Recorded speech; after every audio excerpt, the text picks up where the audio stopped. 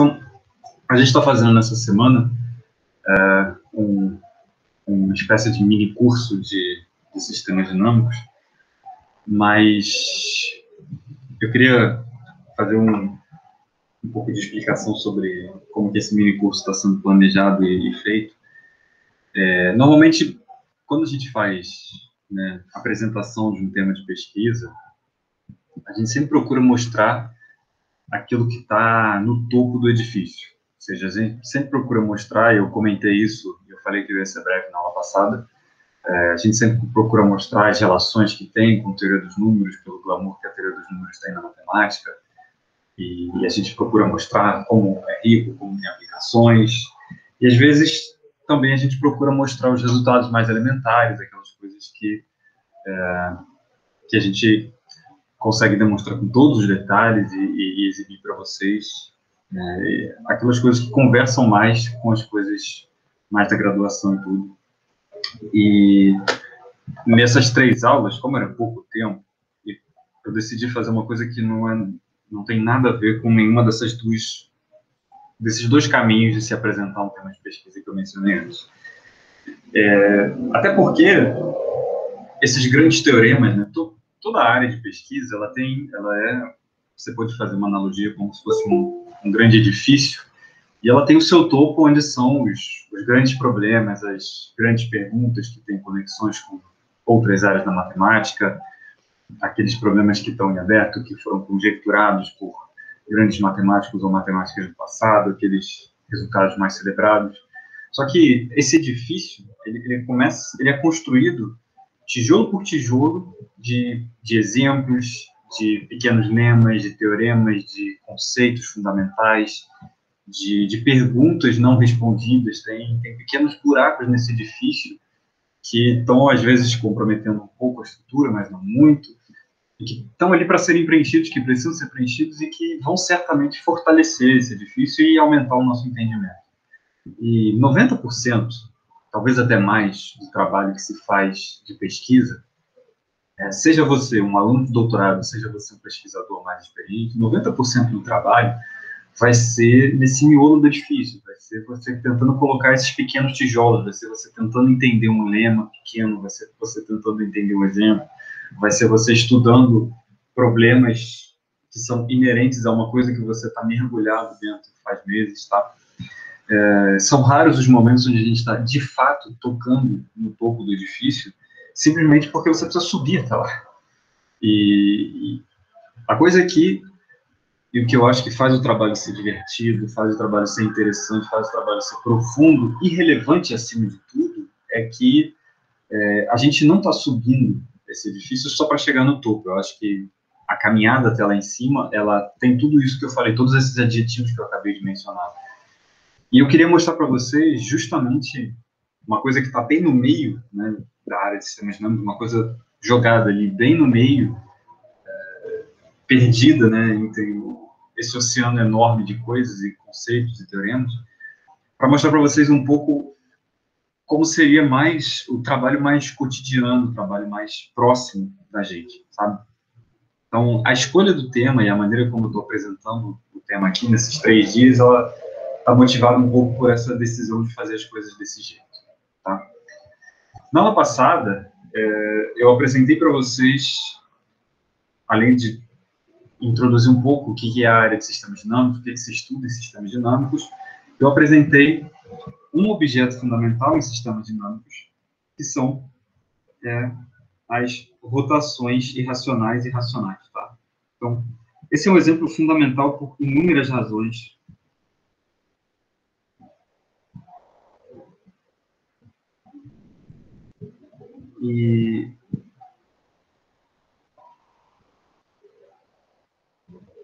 Então, as rotações do círculo são as aplicações que eu denoto por R-alfa, de S1 e S1, tá?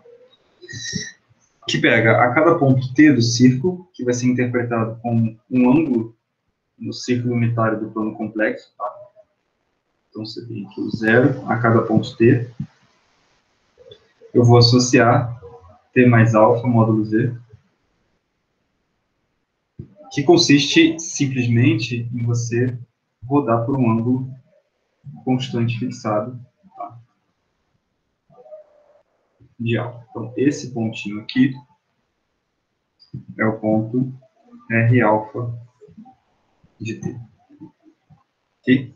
Então, essa é a aplicação de rotação no círculo, e esse é um dos exemplos mais fundamentais, e esse é um dos exemplos mais importantes também dentro da teoria,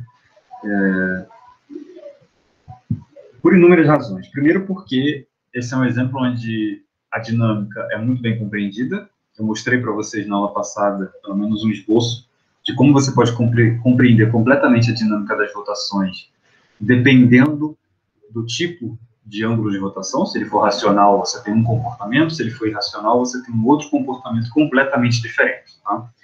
Então, só para recapitular isso, a gente viu que se o ângulo de rotação alfa for um ângulo racional, então, todas as órbitas, ou seja, a órbita de qualquer ponto t, que vai ser os conjuntos R alfa de t, R alfa aplicado n vezes a t, com n pertencente a z, tá? É um conjunto finito,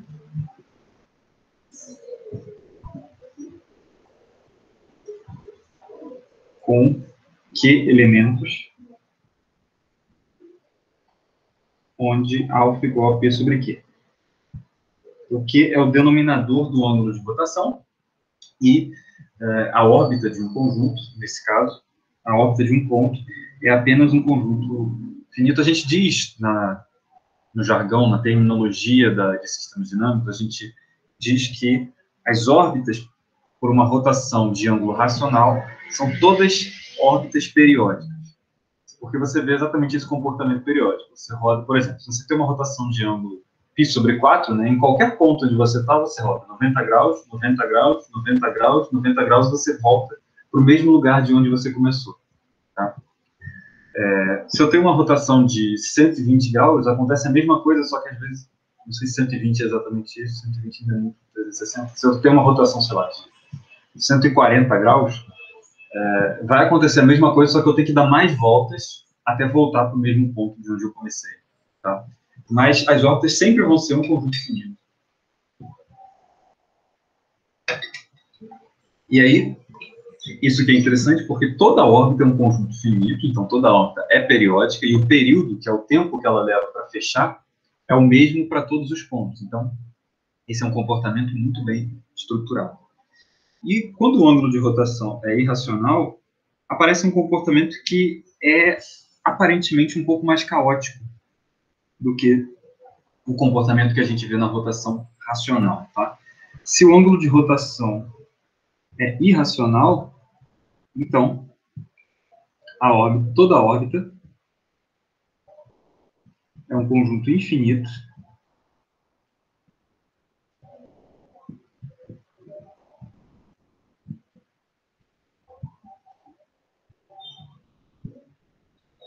enumerável e denso.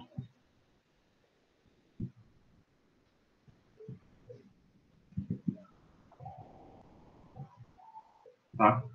Mas eu quero comentar um pouco mais das propriedades da rotação, porque tem alguns aspectos desse exemplo que são muito importantes de salientar. Olha só. Primeiro, a diferença entre o caso racional e irracional, vale a pena de pontuar, por quê? O fato da órbita se tornar um conjunto infinito e denso, aparentemente tende a dizer que esse exemplo ele parece ser mais caótico que o exemplo anterior. Mas, de certa maneira, ele não é nada mais caótico. E isso está ligado a um fato fundamental que eu falei eu traduzi isso como geometria na aula passada, tá? Que é a observação de que rotações são isometrias.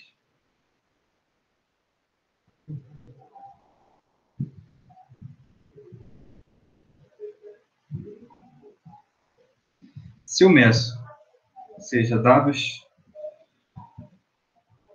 x, y, 2 pontos no círculo, tá? Então, se eu escolho 2 pontinhos aqui, x e y no círculo, tá?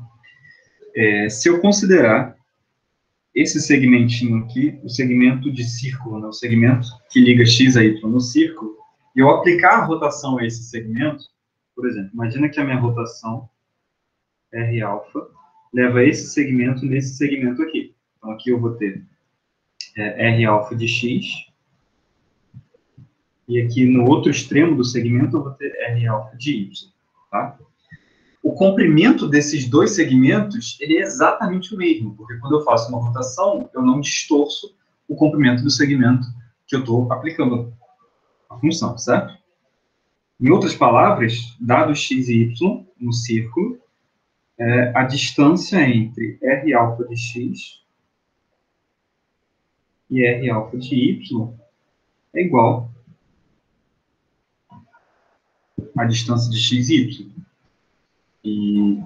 E esse fato, ele é fundamental, e além disso ele mostra o seguinte: se eu começo com dois pontos que estão muito perto, se a distância entre x e y é delta, a distância entre os iterados de x e y pela rotação vai ser para todo ou sempre igual a delta. Tá? E aí, Oi, Guilherme. No caso, quando a gente fala dessa isometria, qual que seria essa função de distância que a gente está usando no S1? Ótima pergunta. Mas a função de distância que a gente está usando, deixa eu fazer um comentário aqui.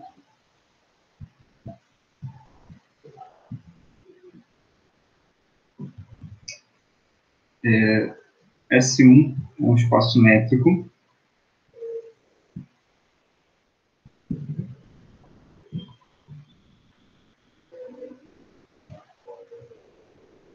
No nível da métrica.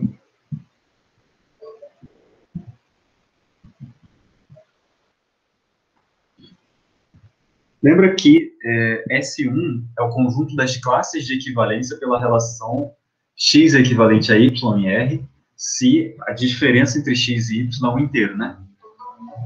Então, dois pontos em S1, você pode pensar eles como as classes de equivalência, né?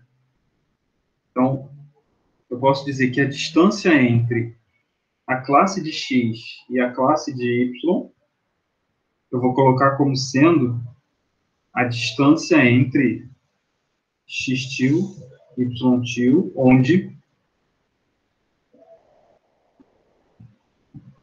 claro, x tio é um elemento da classe de x, interseção com intervalo semiaberto 0, 1, e analogamente, y tio é o elemento da classe do y, interseção com intervalo 0, 1.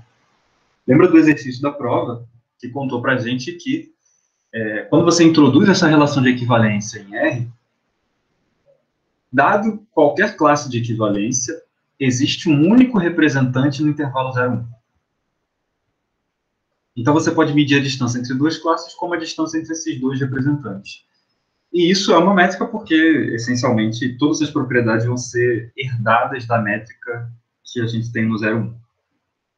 A função de distância. De fato, qualquer função de distância que você colocar no intervalo 0, 1 vai te dar uma função de distância no ciclo. Tá? Mas a gente fixa com a distância módulo de x. Beleza. Eu queria fazer uma outra pergunta a respeito desse problema, que está me deixando tanto quanto confuso. É o seguinte: quando a gente define o conjunto x dos pontos xn pertencentes a S1, tais que xn é congruente à raiz de n módulo z, a gente pode reescrever esses pontos xn como raiz de n mais um k índice n, onde esse kn é um número inteiro, certo? Então, esse conjunto x, na verdade, ele possui, no caso, os xn seriam os alfa, né? Seriam os ângulos, correto? Os ângulos de rotação que a gente faz aí. Você pode interpretar assim. Então, você pode olhar cada ponto do círculo, né? Cada ponto do quociente como um ângulo. Sim. Perfeito. Então, quando a gente, por exemplo, se a gente olhar para algum desses ângulos xn, tal que o n seja um número cuja raiz vai dar um inteiro, por exemplo, sei lá, toma n igual a 4. Então, raiz de 4 é igual a 2. Então, o x4, a classe dele seria o 0, né? Quando você olhar para a representação. Mas, na verdade, esse xn não seria um ângulo relacionado a um irracional, né? Eu quero dizer, esse não seria um ângulo de rotação racional. Correto? Esse seria um ângulo de rotação racional. Seria isso, eu falei errado, acho. Esse seria o ângulo de rotação racional. Então, nesse caso, no conjunto x que a gente tem, a gente possui tanto ângulos de rotação racionais quanto ângulos de rotação irracionais. Sim, sim. Mas isso não vai dar nenhum problema na solução do exercício em relação à questão da densidade. Não. Tá. Eu fiquei muito confuso por isso, porque, bom, pesquisando um pouco, lendo, né, tem esses dois resultados, da densidade para o caso de irracionais e das órbitas periódicas para o caso de racionais. Então, eu mas um pouco confuso. Toma só um cuidado, Guilherme. Toma só um cuidado, porque os dois problemas, quer dizer, o teorema que eu comentei na aula passada, do fato de que as órbitas de uma rotação irracional são densas, tá? E o exercício da prova, eles são dois teoremas não relacionados, tá? Completamente não relacionadas aí. Você constrói sequências numéricas, em cada um dos teoremas, você constrói sequências numéricas por um certo procedimento, só que os procedimentos não têm nada a ver um com o outro, mesmo algebricamente. Eles são bem distintos um do outro algebricamente. Sim, justamente porque eu estava com essa dificuldade, eu estava tentando, digamos, traduzir o problema para a linguagem de rotações, porque aí eu poderia aplicar os resultados que a gente viu. Mas eu ainda estou com uma certa dificuldade por conta da diferença de linguagens mesmo, que foi o que você apontou agora. Você quer ouvir uma coisa interessante? Eu fiz o doutorado em sistemas dinâmicos. Quando eu vi esse problema, eu nunca pensei em tentar usar esse teorema das rotações racionais para resolver esse problema.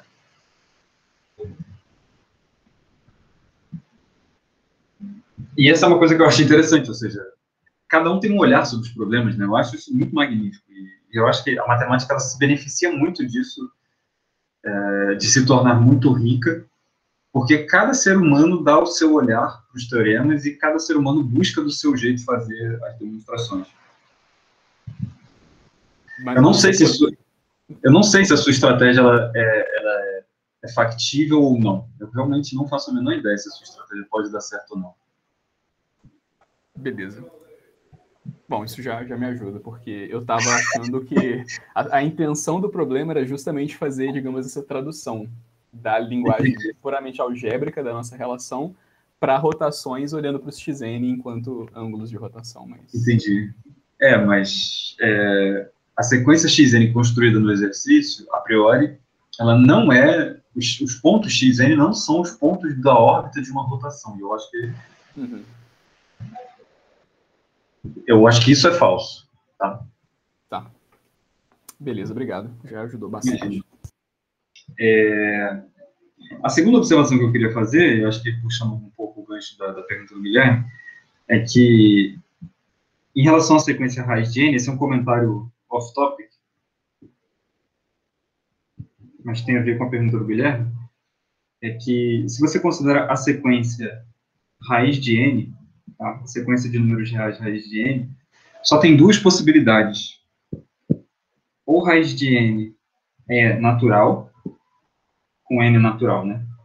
Ou raiz de n é natural, ou raiz de n é irracional. Se o n não for o quadrado perfeito, a raiz de n é irracional. Então, foi justamente por isso que eu estava na dúvida em relação a essa questão de olhar para os xn enquanto ângulos, né? Porque eu teria os dois casos, tanto racionais e irracionais. Então, você tem que olhar com certo cuidado. Pode ser que seja possível fazer essa tradução que você está tentando, mas ela não vai ser imediata. Eu aprendi isso da pior forma, porque eu estou desde sábado tentando escrever essa questão. Ô, professor, esse lema aí do quadrado perfeito, eu posso só dizer com afirmação na prova ou preciso provar isso? Porque eu provei, mas eu não sei se está errada a prova, então eu prefiro omitir. Isso aqui que eu acabei de escrever? Sim. Eu não provei aqui, né? Então, se você coloca na prova, você ou dá uma referência ou você escreve uma demonstração. Então eu vou confiar que tá certo a demonstração. Certo. Tá. Deixa eu fazer um comentário que eu acho relevante de fazer para vocês. Tem uma coisa que vocês têm que aprender. Eu sempre procuro... Acho que eu passei esses 2 meses inteiros tentando dar para vocês certos avisos a respeito do mestrado e da pós-graduação. E tem uma coisa que vocês precisam aprender rápido no mestrado, porque o mestrado passa muito rápido, são só 2 anos.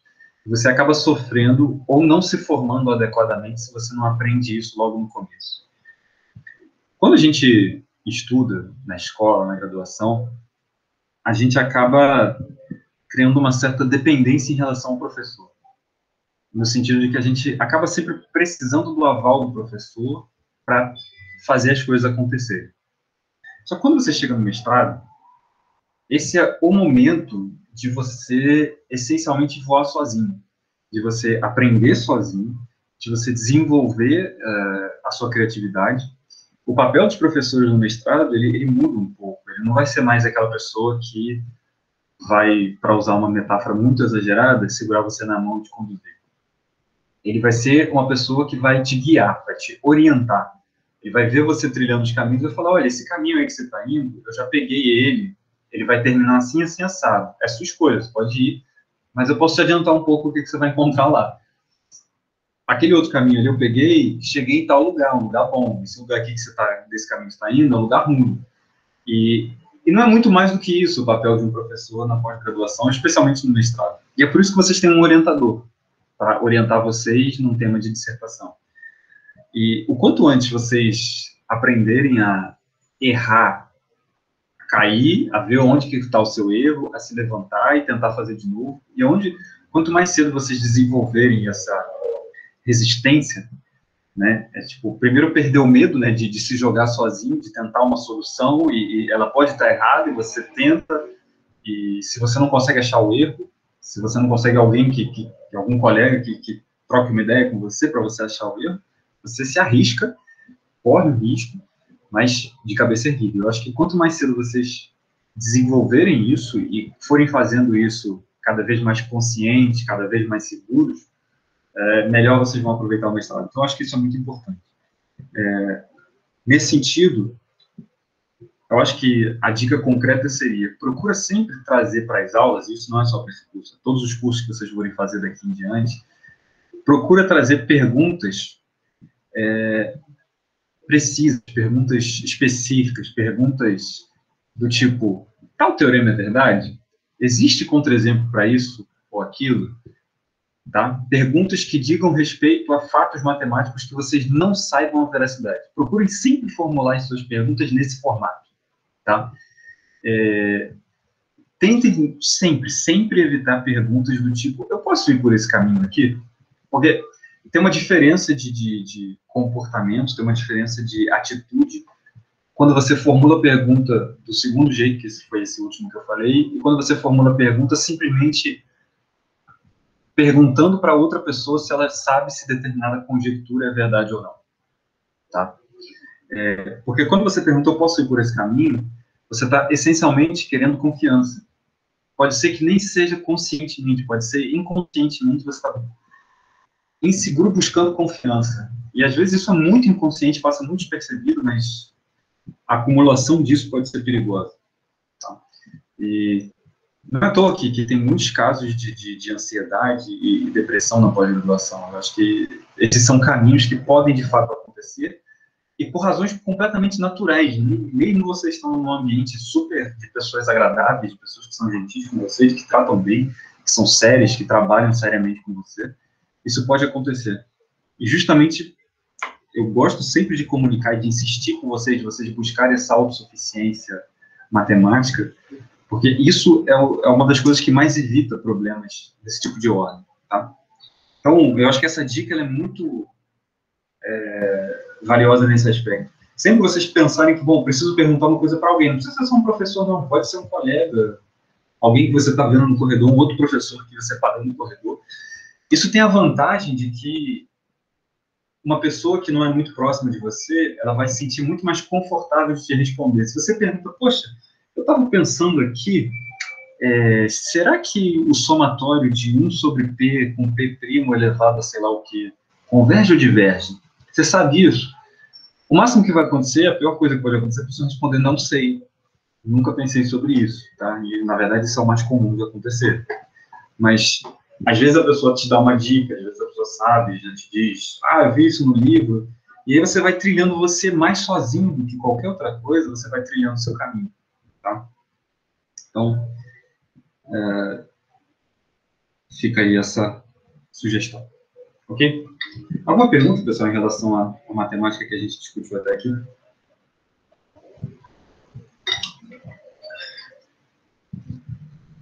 Beleza. Bom, voltando aqui às rotações, eu queria salientar o fato de que as rotações são isometrias, porque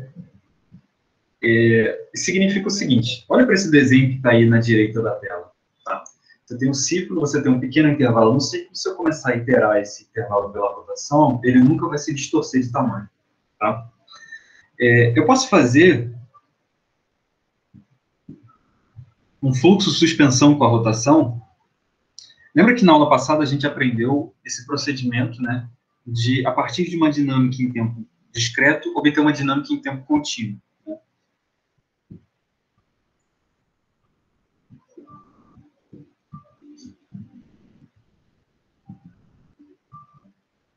Pessoal, deixa eu ver se eu desliguei o gás.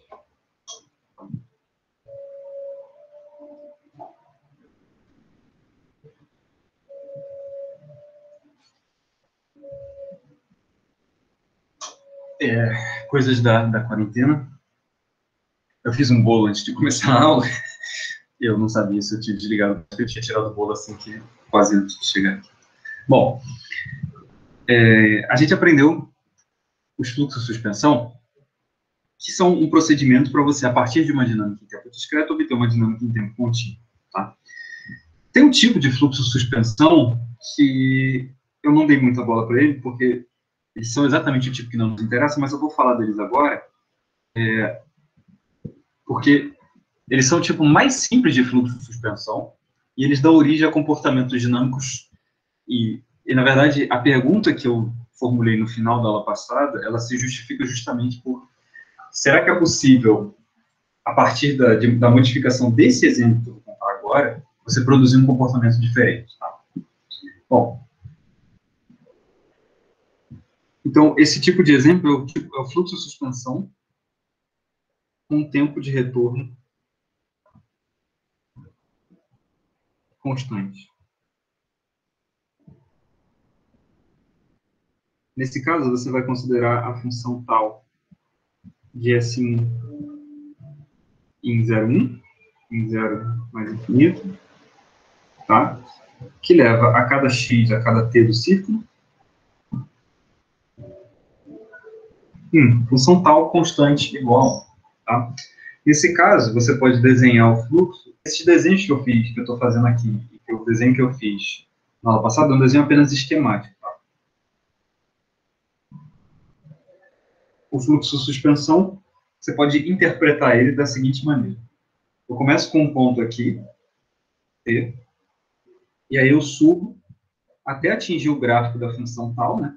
Esse gráfico azul é o gráfico da função tal. Quando eu atingir o gráfico, eu retorno pelo ponto f de t.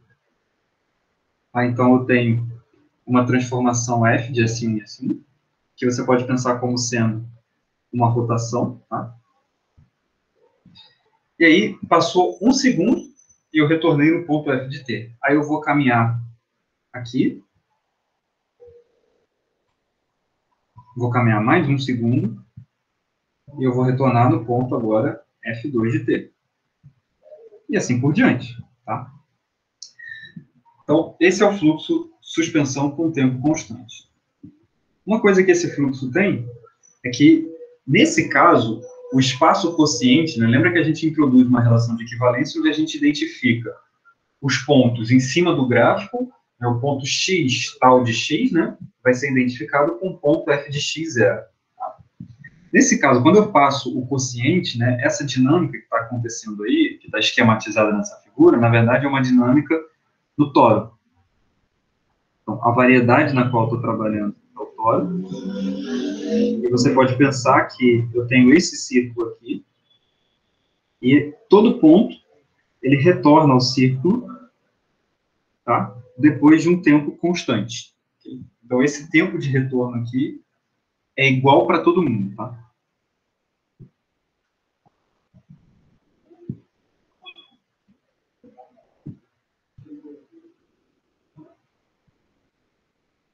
Bom, e os pontos eles retornam, né, na imagem pela rotação. E a aplicação de primeiro retorno é essa aplicação para cada ponto, né? Quando eu voltei, essa aplicação desse ponto, que leva a esse ponto, é a rotação do ciclo, tá? Bom, o que acontece nesse exemplo? Se eu pego um outro ponto aqui, por exemplo, esse ponto verde, se eu pego um ponto, esse ponto verde aqui, muito pertinho desse ponto azul.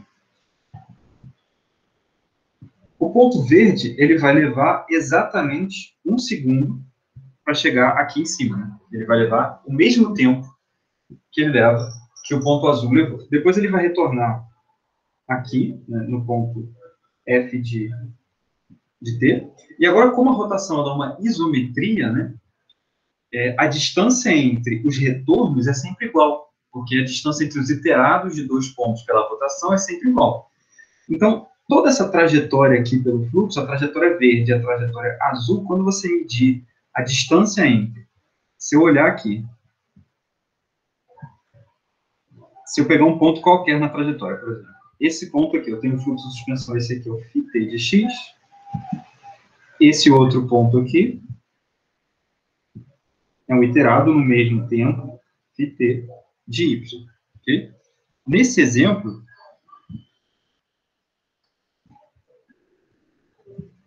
seja φ, então deixa eu colocar assim, seja x, no espaço S1 vezes R,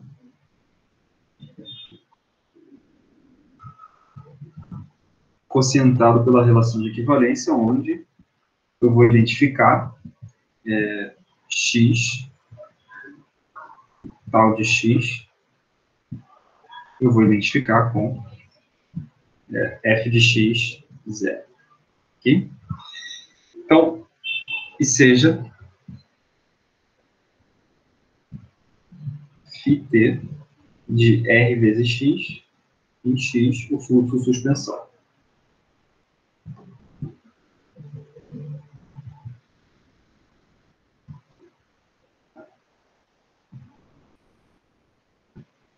Ok? Então, nesse caso, tá? Se tal é constante igual a 1, então é possível verificar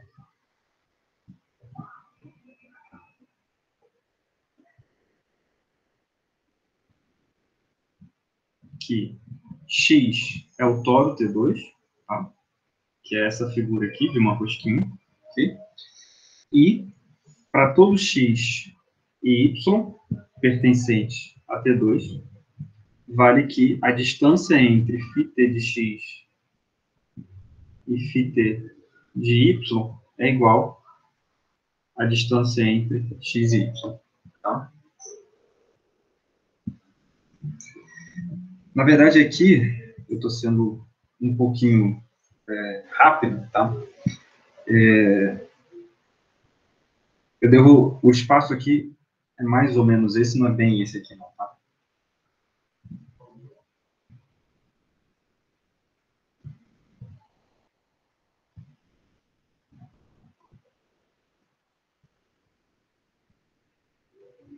E 0,1. Que bom. Na verdade, o que eu estou fazendo aqui é x equivalente a y e 0 é equivalente a 1, tá? Deixa eu dizer aqui de outra forma. A relação é 0 S equivalente a 1S. Okay? A relação onde você vai tomar o quociente nessa figura aqui. Se você faz nessa figura aqui, né, então você vai identificar esse lado aqui com esse lado aqui, você vai identificar a parte de cima com a parte de baixo, só que com esse twist da rotação.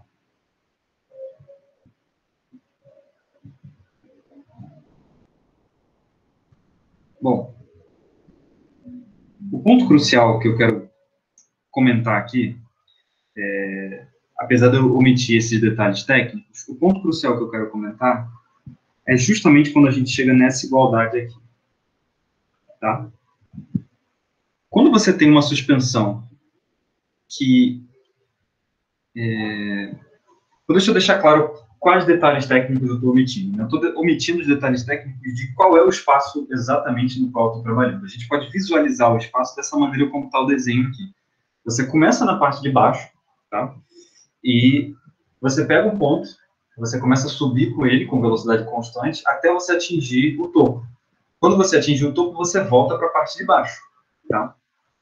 Só que você volta com um ponto f de x. Então, esse é o sistema dinâmico que está rodando aqui, tá? Então, e aí, eu não estou sendo muito preciso exatamente com esse espaço. Você pode ser bem preciso com relação a como é esse espaço, mas eu acho que não há tempo suficiente para fazer isso com todos os detalhes, então eu estou preferindo ser mais heurístico e intuitivo na descrição do exemplo, do espaço de fase desse sistema dinâmico aqui.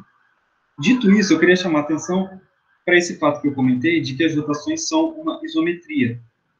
Porque se você olhar aqui, esses dois pontos que eu circulei em amarelo, eles estão caminhando para todos sempre juntinhos. A distância entre eles não vai mudar nunca, tá? Já isso é uma coisa que não acontece quando eu tomo a suspensão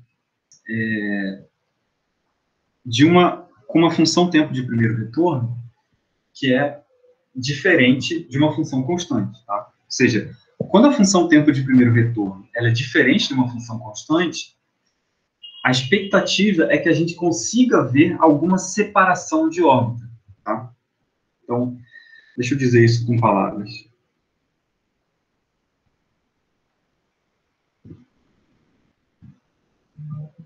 E quando a função tempo de primeiro retorno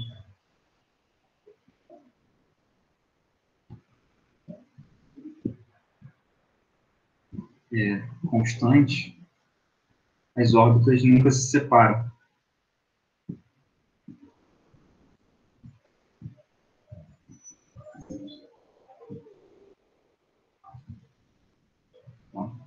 Já quando a função é variável, por exemplo, nesse caso aqui,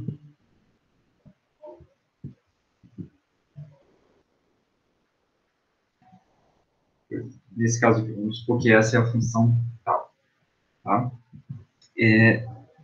Por exemplo, se eu pego esse ponto aqui, ponto verde, e esse ponto lilás,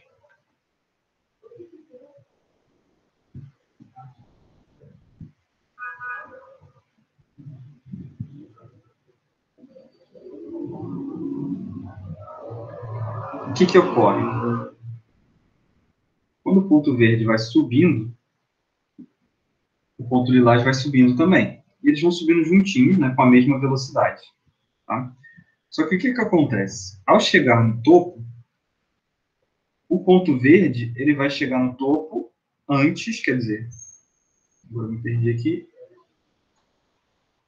Isso, ele vai chegar no topo antes do ponto lilás. Tá?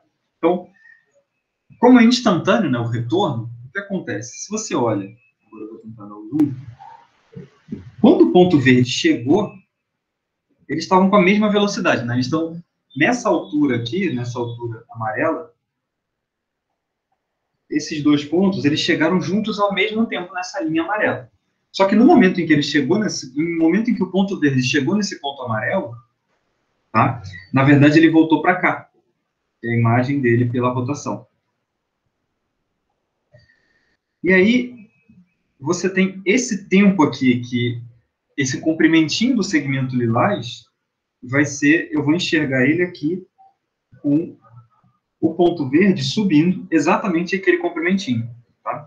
Só que nesse tempo que o verde subiu, foi o tempo que o lilás ficou lá em cima. Então, eles se defasaram aqui um pouquinho. Tá?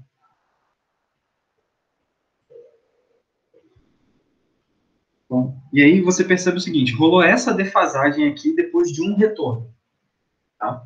Então, depois de um retorno, rolou essa defasagem. E aí, eles se separaram um tantinho. Tá? Bom, o que vai acontecer agora no próximo retorno? Gente, essa discussão informal desse exemplo aqui, se alguém tiver qualquer dúvida, qualquer questionamento em relação ao que eu estou falando, especialmente porque, como tem o Zoom e tal, pode ser difícil de acompanhar a figura, às vezes se tem algum problema na resolução da tela, então, vocês podem interromper a qualquer momento, e devem, tá? A gente está aqui para isso mesmo, para trocar ideia e discutir. Então, eu vou marcar aqui em amarelo essa primeira defasagem. Tá? Rolou essa primeira defasagem aqui. Depois dessa primeira defasagem, a órbita verde ela vai seguir o caminho dela. Bom, e aí o que vai acontecer? Ela vai fazer esse retorno aqui. Só que o que vai acontecer? A órbita lilás, ela vai seguir o caminho dela aqui. Só que, no momento em que a órbita verde agora, ela leva mais tempo para subir que a órbita lilás, certo? E aí o que acontece? Você vai ter uma defasagem no sentido oposto aqui. Só que repara, essa defasagem que acontece, deixa eu traçar um segmentinho laranja aqui. Olha só, essa defasagem em cima do laranja, ela é até um pouco maior, né? Então quer dizer o seguinte, o lilás, ele vai se recuperar em relação ao verde, ele vai retornar antes do verde agora. E aí você vai ver o seguinte, o lilás vai estar retornando aqui, e vai subir um tantinho, e aí o verde vai chegar. E aí a defasagem ficou no outro sentido aqui agora. Então, o que acontece? Qual o papel da função tempo de primeiro retorno aqui? Ela provoca essas defasagens, né? Quando você tem uma variação no tempo de primeiro retorno, você tem um ponto que retorna primeiro que o outro, tá? Só que como a função tempo de primeiro retorno está obrigada a oscilar, lembra que na aula passada a gente aprendeu isso. Por ser uma função do círculo, tem uma obstrução topológica que força com que o gráfico tenha que oscilar assim, necessariamente, então você tem que ver um ponto de máximo e de mínimo. Então, necessariamente a função tem que oscilar se ela não for constante, e aí uma hora você vai ver uma defasagem positiva, outra hora você vai ver uma defasagem negativa, tá? O que acontece no caso que a função f, que está atuando, é uma rotação de ângulo racional?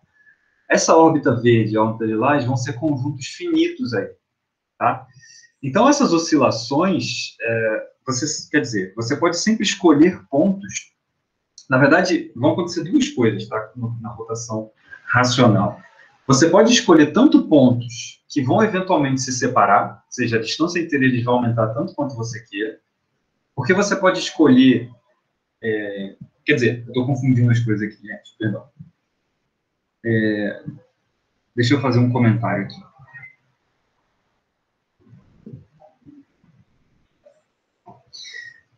O que a gente está querendo descobrir aqui agora é o seguinte. O problema que a gente tem na mão é o problema de se perguntar se existe ou não exemplos com determinado tipo de comportamento dinâmico, tá? Esse comportamento dinâmico, eu formalizei ele na aula passada, que é a propriedade de separação de órbitas. Eu dei uma definição de fluxos separadores, tá? E a gente está se perguntando aqui se é possível fabricar suspensão de rotações que sejam fluxos separadores. Esse é o problema, dito de forma formalizada, tá? O interesse desse problema, naquela nossa metáfora dos tijolinhos, é porque é o interesse de entender se é possível ou não fabricar um exemplo por um determinado tipo de procedimento, tá? Fabricar um exemplo de um sistema dinâmico possuindo uma propriedade específica a partir de um procedimento específico de construção de exemplos, tá? Então, essa é uma pergunta realmente bem específica,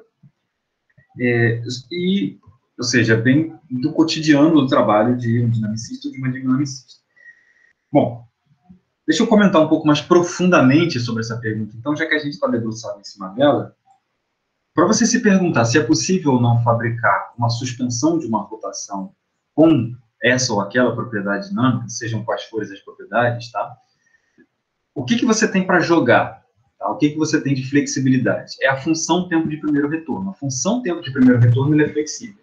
Então, se eu te dou um sistema dinâmico, eu te dou uma rotação, a pergunta é, existe uma função tempo de primeiro retorno, tal que quando eu fizer a suspensão com essa função tempo de primeiro retorno, o fluxo obtido vai ser um fluxo com essa ou aquela propriedade, tá? Bom, e aí o comentário que eu quero fazer, que complementa um pouco a proposição, ou não lembro se foi teorema que eu iniciei no ano passado, é o seguinte. Fixado uma rotação racional, então fixado um ângulo de rotação alfa, e fixado F igual a rotação de ângulo alfa, tá? Existe tal de S1 S1, de S1 0 mais infinito, C1, e existem para todo delta, x delta, y delta, tal que a distância entre x delta e y delta é igual a delta, mais existe t positivo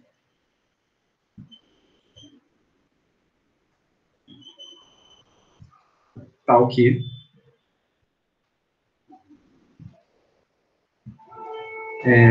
a distância entre φt de x, onde φt aqui é o fluxo de suspensão, tá? φt de y é maior do que 1/2, por exemplo, tá?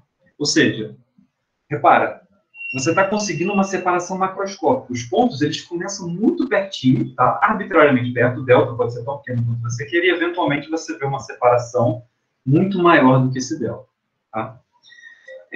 Como que você pode fazer isso? Dado a suspensão, então, dado a rotação, perdão, eu escolho aqui pontos, dado o delta, né? Eu escolho os meus pontinhos aqui. Eu vou escolher esses pontos aqui, x delta, y delta, tá? E aí, a partir desses pontos, eu vou fabricar a função. Percebe a ordem das coisas? A partir desses dados esses pontos, eu vou fabricar uma função tal que o fluxo suspensão, a partir dessa função tempo de primeiro retorno, vai separar esses dois pontos. Então, eu pego esses dois pontos aqui, e o que eu vou fazer? Eu olho a órbita desses dois pontos, tá? Então, a órbita, por exemplo, vamos supor que a órbita seja isso, e aí isso aqui, e aí depois, voltei, tá? Então, vamos supor que a órbita seja assim, ok? Bom, aí o que eu vou fazer agora? Dado esses dois pontos, eu vou fabricar uma função que vai estar sempre subindo quando eu estou perto dos pontos verdes. Então, eu vou fazer uma função que faz isso aqui, aí ela sobe aqui, aí depois ela sobe aqui, aí depois ela sobe aqui, aí depois ela sobe aqui, e ela sobe aqui, tá? O que acontece agora quando você olha essa função? Quando você olha, bom, o meu desenho vai ficar um pouco zoado, mas a ideia era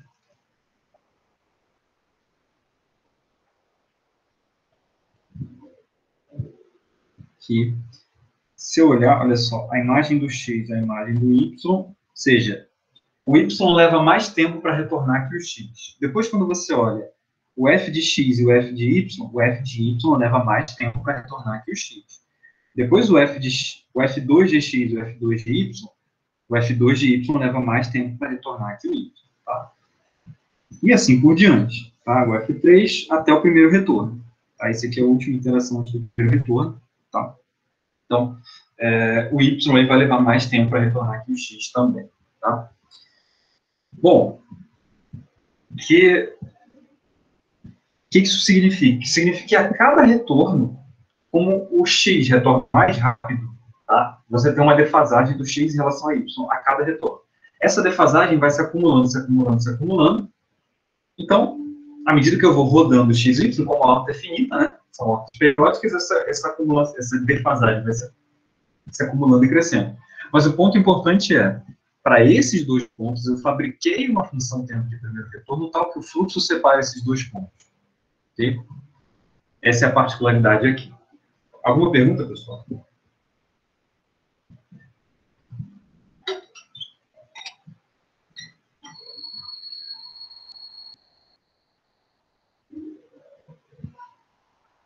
E aí, na aula passada, a gente provou um teorema que dizia o seguinte: para toda função tempo de primeiro retorno, e aí foi uma coisa ao contrário, se eu fixar a função tempo de primeiro retorno, eu posso fabricar dois pontos tais que a órbita deles nunca vai se separar. Tá? Foi isso que a gente fez na aula passada, se a rotação for racional como essa. Qual o problema se a rotação for irracional?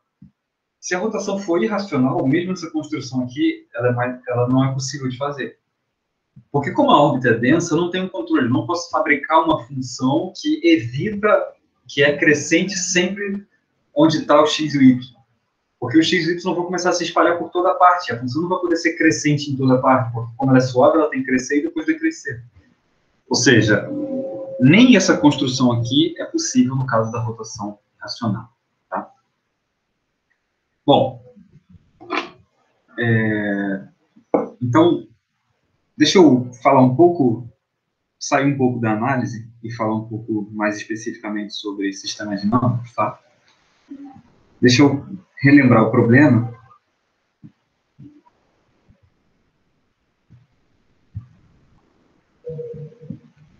Tá? Existe uma pergunta, né? Existe tal de S1 em 0 mais infinito, tá? C1, tal que o fluxo de suspensão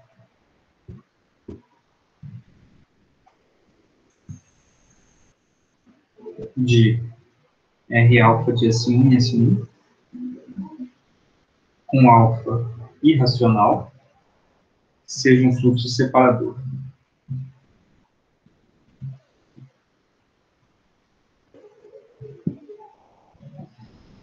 Bom, fluxos separadores são fluxos para os quais todos os pontos se separam mais do que uma certa constante, independentemente do quão próximo eles começaram a trajetória. Tá? Então, o que é diferente desse exemplo, né, que eu desenhei aqui, esse fluxo não é um fluxo separador, né, a suspensão de uma rotação de ângulo racional nunca é separadora, justamente porque, dado qualquer constante, né, dado qualquer epsilon, a gente pode fabricar dois pontos que nunca vão se separar mais do que epsilon. Tá? Fixado aí uma função que é o primeiro retorno. Bom, o interesse de olhar esse problema é justamente o seguinte. Na verdade, a palavra interesse aqui não é, mas o que é surpreendente a respeito desse problema, no meu ponto de vista, é o seguinte. Tem um casamento de coisas aqui que a gente não entende. Sobretudo eu não entendo. E eu estou transmitindo a minha falta de entendimento para vocês. Que é o casamento entre... Lembra que a gente comentou logo no começo dessa aula a diferença que existe entre as rotações de ângulo racional e as rotações de ângulo irracional. As órbitas de uma rotação de ângulo irracional, elas são conjuntos infinitos, enumeráveis e densos. Apesar de que todos os pontos trafégicos, eu pego dois pontos distintos, né, eu ando com eles por uma rotação, né, se eu vou rodando, a distância entre eles nunca muda. Tá? Só que esses dois pontos vão formando aí uma união de segmentos que vão se espalhar densamente pelo círculo. A pergunta é, se eu faço esse processo de obter um fluxo de suspensão a partir de uma rotação racional, será que o fato das trajetórias se espalharem densamente, mesmo que isometricamente, ele é caótico o suficiente para produzir esse fenômeno de separação de órbitas? Esse fenômeno de separação de órbitas, ele é uma espécie de comportamento caótico, tá? Então, deixa eu fazer a terceira observação. E aqui eu faço uma observação de curiosidade, tá? Não sei se vocês já ouviram falar do filme Efeito Borboleta.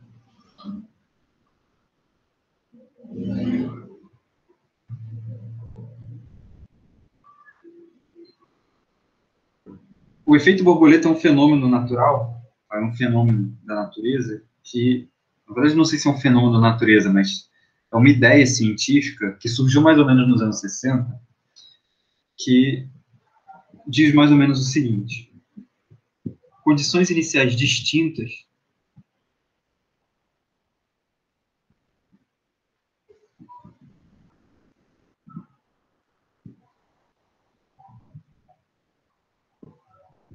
mesmo que arbitrariamente próximas,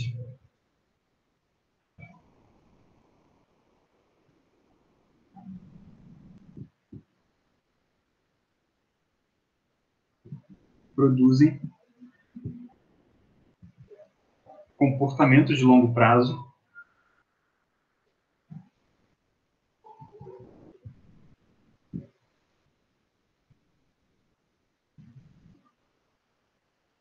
completamente diferentes.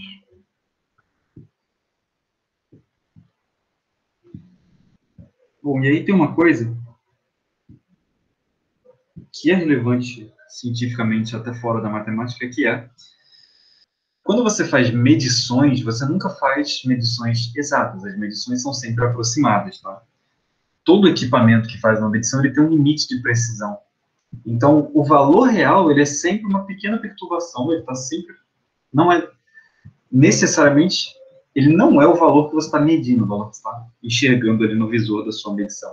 Ou seja, a gente está sempre, qualquer sistema que a gente esteja modelando, seja a meteorologia, seja o comportamento da inflação ao longo do tempo, seja um sistema biológico, seja a propagação de um vírus, seja qualquer fenômeno que alguém estiver modelando, qualquer medição que você faça, ou seja, se você medir o estado do seu sistema em um determinado momento, essa medição nunca é precisa. Então, você nunca está medindo exatamente esse valor. Você está medindo sempre alguma coisa próxima. O efeito borboleta, ou o caos, ocorre quando comportamentos arbitrariamente próximos, mas distintos, produzem efeitos qualitativos completamente diferentes.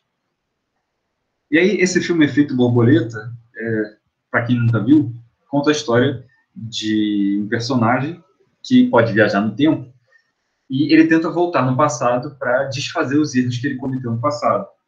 Só que da primeira vez que ele volta, ele desfaz o erro, mas ele faz alguma coisa que ele tinha feito no passado de um jeito um pouquinho diferente, uma pequena coisa. Fecha a porta do carro de um jeito diferente, e aí o filme mostra, quando ele volta para o futuro, deu tudo errado, deu muito pior do que o que tinha sido antes dele poder voltar no tempo. E aí ele fica tentando voltar no passado e desfazer o que quer que ele tenha feito, que ele já nem sabe mais direito o que é. E aí a coisa se acumula exponencialmente. A vida do cara vira um caos absoluto nessa de ir e voltar do passado, simplesmente porque cada vez que ele muda as condições iniciais, o efeito no futuro é um caos total. Esse filme é bem antigo, me senti muito velho agora. Alguém que já viu esse filme? Olha, eu confesso que eu acho que eu já assisti umas 6 ou 7 vezes, porque eu gosto muito dele, mas agora eu tô com vontade de rever. Eu também já assisti, acho que uma vez, não sei se ficou completo, vou assistir de novo agora. Eu já vi várias vezes, porque eu sempre recomendava para uma pessoa, sei lá, para minha mãe, para minha namorada, para algum amigo, e falava, vamos ver junto, vamos. Nossa, tipo... Bom, é muito legal porque esse filme ele é realmente inspirado por essa ideia científica.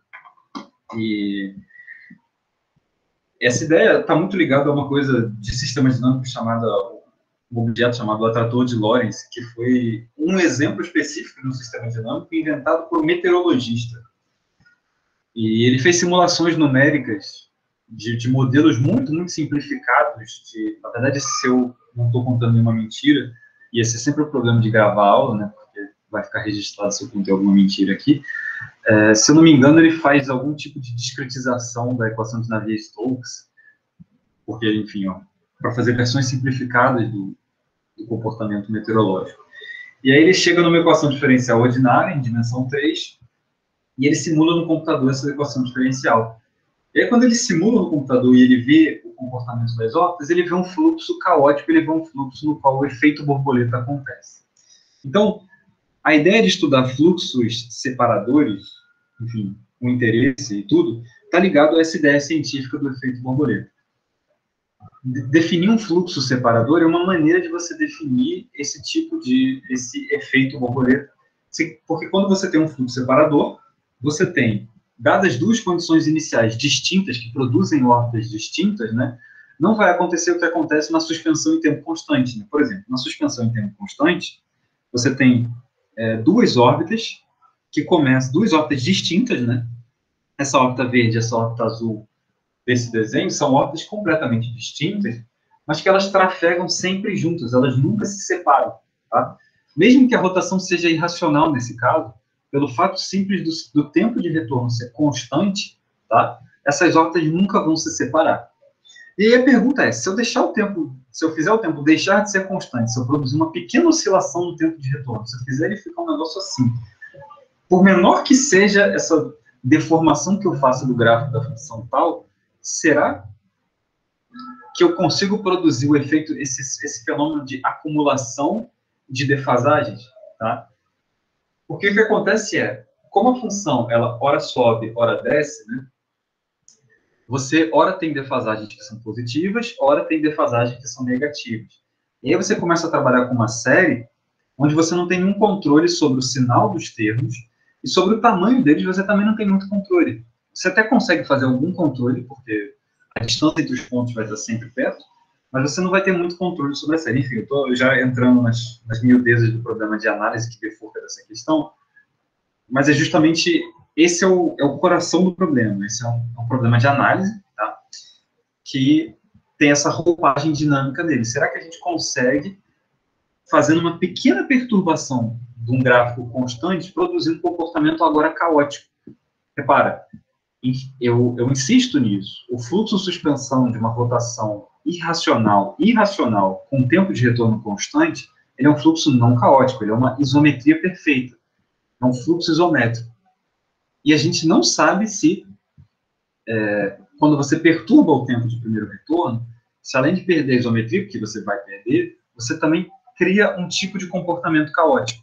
Fluxo isométrico é o oposto de um fluxo caótico, tá?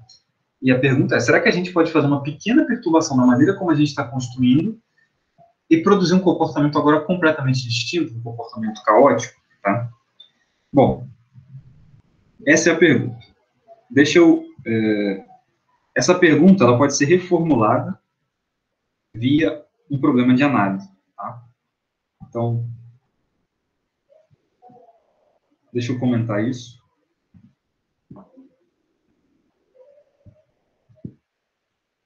Observação 2.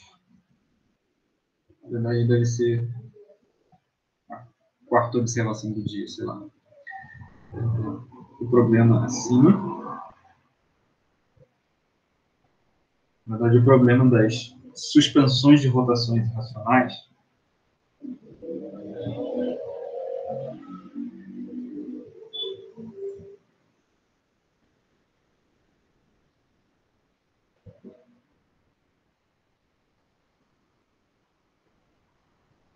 pode ser reformulado. Eu não vou explicar como, né, por que essa reformulação é válida, tá? Mas eu dei já várias vezes a ideia, né, de por que é assim que você pode reformular o problema, tá? Como um problema de análise na reta.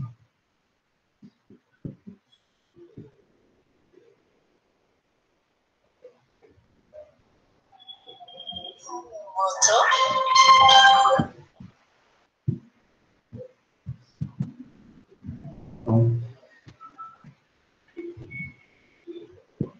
eu enfatizo, gente, esse é um problema de análise na reta, que é um problema na aberta.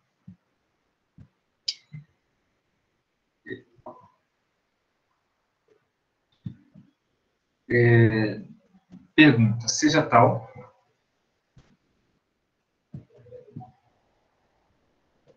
de S1 em 0 mais infinito, uma função de classe C1, então uma função diferenciável, cuja derivada é contínua em todos os pontos, tá?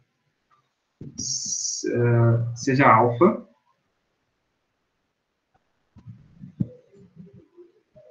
um número irracional.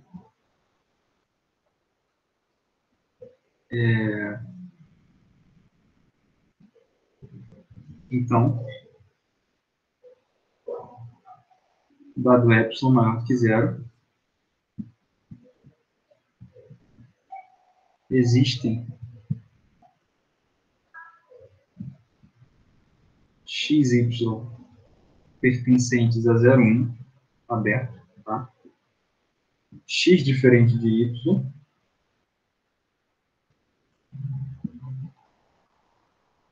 tais que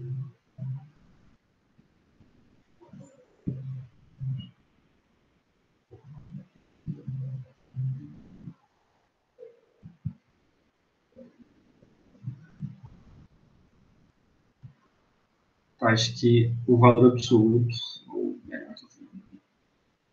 do somatório de L variando de 0 até N menos 1, tal de x mais n alfa modo z menos tal de y mais n alfa modo z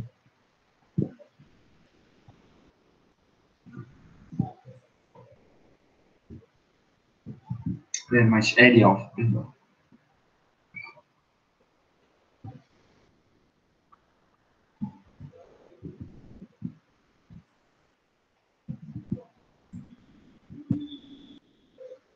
É menor do que epsilon para todo n natural. Na verdade, essa é a pergunta que está em aberto, tá? Ou seja, então, o problema de você poder ou não ter uma suspensão de uma rotação de ângulo irracional que resulte num fluxo separador, ele pode ser reformulado como essa pergunta que está aí. Dado uma função de classe C1 do círculo, tá? E aqui você pode descrevê-la como uma função C1 da reta que seja periódica de período 1, se quiser, se você não quiser falar de funções de círculo, tá? Dado alfa, um ângulo, né, um número irracional. Dado epsilon, será que existem dois pontos distintos, tais que esse somatório aqui, gente, tá? O que significa esse somatório que eu estou fazendo? Eu estou somando. Quando eu faço tal de x mais L alfa menos tal de y mais L alfa, eu estou fazendo a defasagem entre o Lésimo retorno de x e o Lésimo retorno de y. Eu estou calculando a defasagem de tempo de retorno ao longo da órbita de x e ao longo da órbita de y, e eu estou fazendo o somatório dessas defasagens. Ora, a defasagem na órbita de x pode ser maior que na órbita de y, ora o contrário. E aí esses números, esse tal de x mais não sei o quê, menos tal de y mais não sei o quê, isso pode ser ora positivo, ora negativo. E aí você pode ter uns cancelamentos que fazem essa série ficar sempre pequena, ou você pode ter, e mesmo que você tenha infinitos cancelamentos, você pode ter acumulações que se sobrepõem aos cancelamentos e isso diverge. Vai para mais infinito, por exemplo. Tá? Então, são coisas que a gente gostaria de responder e não sabemos aqui, tá?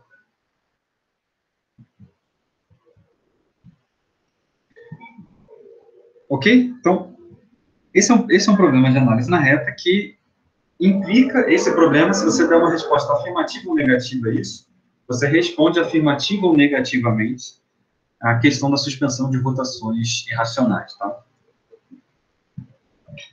Alguma pergunta?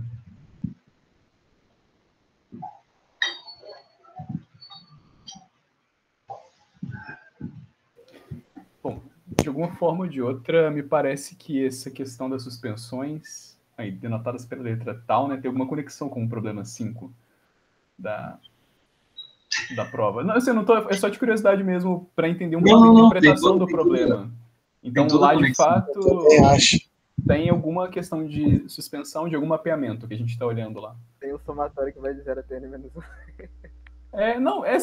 Primeiro é uma análise puramente comparativa, né, visual, do que você está apresentando aqui com o que está lá, mas é uma pergunta de curiosidade mesmo, para saber, digamos, um pouco do sistema que a gente está trabalhando ali e tal.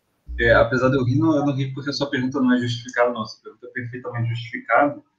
E de fato, o problema 5 da prova foi uma das coisas que eu consegui fazer com os meus colaboradores em relação a esse problema, no artigo que a gente escreveu. Aí você tá esperando que a gente faça também. Rapaz, perguntar isso aí, cara. Olha o nível da Nossa, prova. cara.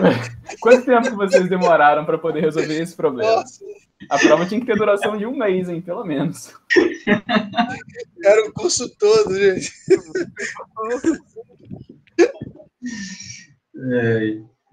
Não, na verdade, enfim, o caso que a gente resolveu, né, tem toda a roupagem de sistemas dinâmicos, mas no final das contas a coisa crucial é o problema que está na prova. A gente demorou um tempo até conseguir responder.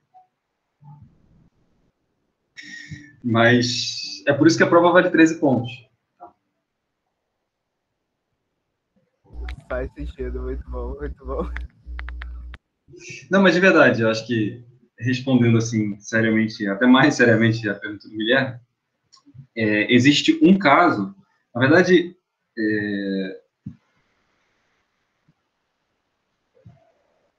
porque assim, eu não vou comentar o tipo de sistema dinâmico que a gente trabalhou, mas a gente estava olhando fluxos no toro. E fluxos no toro, de uma certa forma, você consegue comparar eles com fluxos de suspensão de funções definidas no círculo, tá? E aí a gente provou um teorema sobre fluxos no toro, e aí, nessa demonstração, uma das dificuldades principais que surgiram, tá? Não foi a dificuldade principal, mas foi uma das dificuldades que surgiram, foi esse problema que eu coloquei na prova.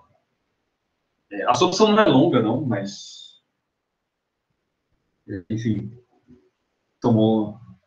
me tomou um tempo para descobrir uma solução, mas acho que o curioso é o seguinte, mesmo que tenha me tomado um tempo, isso não quer dizer que vai tomar mais tempo para vocês. Provavelmente vocês vão resolver até mais rápido do que eu.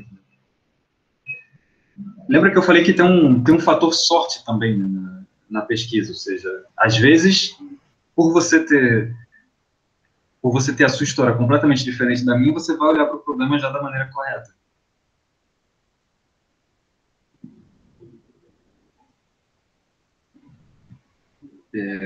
Mas, respondendo também assim a relação entre os dois problemas é isso, ou seja, aquele problema ainda é um problema sobre perguntar se um determinado fluxo pode ou não ser um fluxo separador.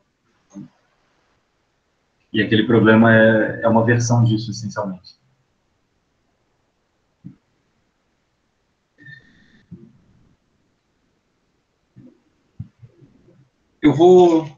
Então, agora o que eu queria comentar com vocês, não sei se tem mais alguma pergunta ou comentário.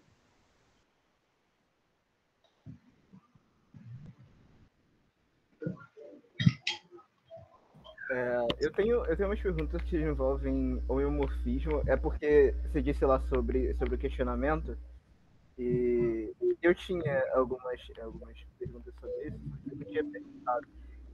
Mas é sobre homeomorfismo no círculo S1, porque eu queria saber se existe um homeomorfismo, deixa eu ver, de que o número de rotação racional em que ele não pode ser aproximado por homeomorfismo. Na verdade, acho que existe. O que não existe seria para número de rotação irracional, né? Eu não sei se você chegou a falar. Não falei do número de rotação de um homeomorfismo do círculo, não. Mas não é possível, tipo, quer dizer... Mas eu não entendi a pergunta. Bom, se eu tenho um homeomorfismo no círculo com número de rotação racional, eu consigo aproximar por um homeomorfismo no círculo com rotação irracional, eu consigo aproximar eles? Sim, porque o número de rotação varia continuamente. Beleza. Eu acho que dá para escrever. Obrigado.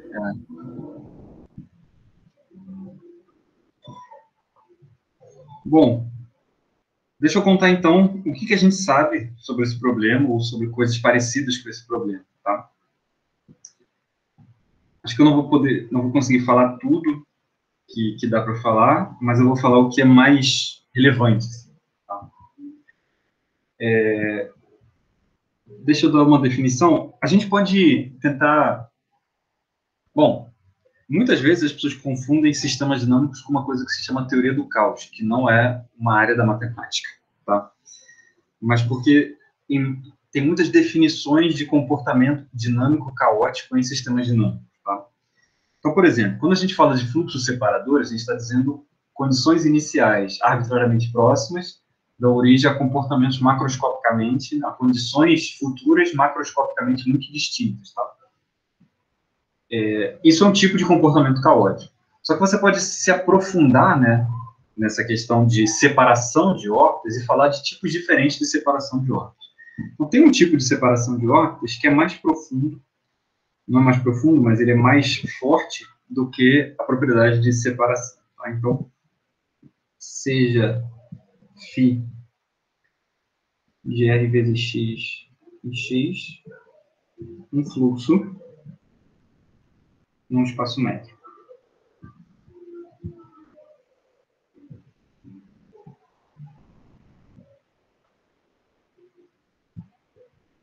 Tá? Dizemos que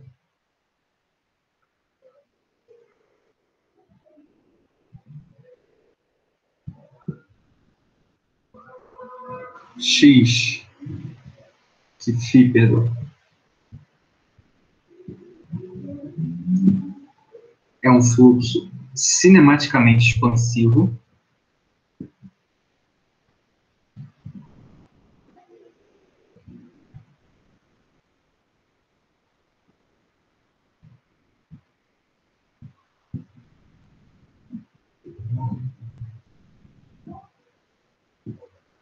se para todo ε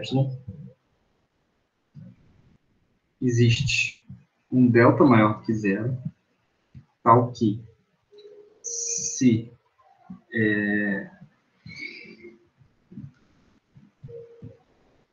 a distância entre φt de x e φt de y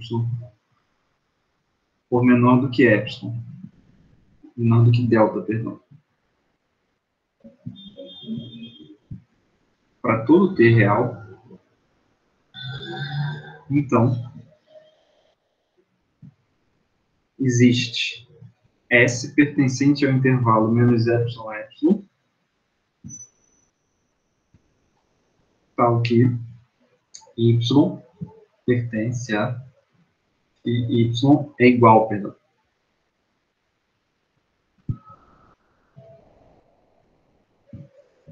Que S de x. Ou seja, quando você tem um fluxo que é cinematicamente expansivo, você tem a seguinte propriedade.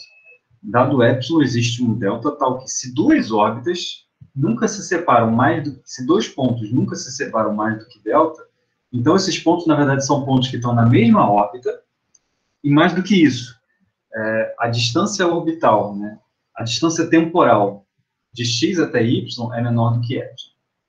Dito de outra forma, se você tem dois pontos que estão em órbitas distintas, eles sempre vão ter que se separar por mais do que uma constante fixada, só que é mais fino do que isso, tá?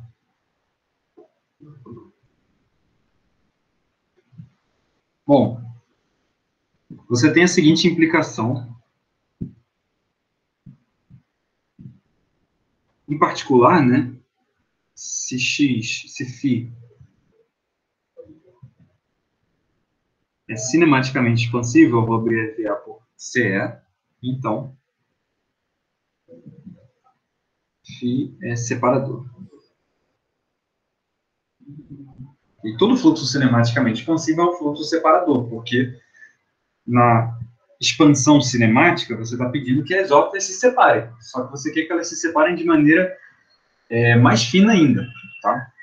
Não só você quer que elas se separem de um certo tanto, mas você quer que, toda vez que você tiver dois pontos que nunca se afastam de um tanto, na verdade, eles são pontos na mesma órbita com um controle do tempo que eu levo para transitar de um ponto ao outro, tá? A recíproca dessa observação ela é falsa pelo seguinte exemplo. Então, eu vou considerar no intervalo 0, 1, tá? Eu vou considerar a suspensão com o tempo de retorno dada por uma função tal x ao quadrado. Tá?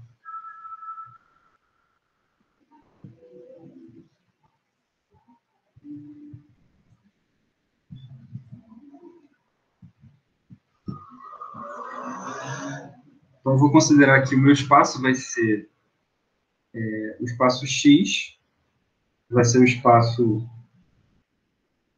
o conjunto dos pontos do plano xy, tal que x está em 0 e 1,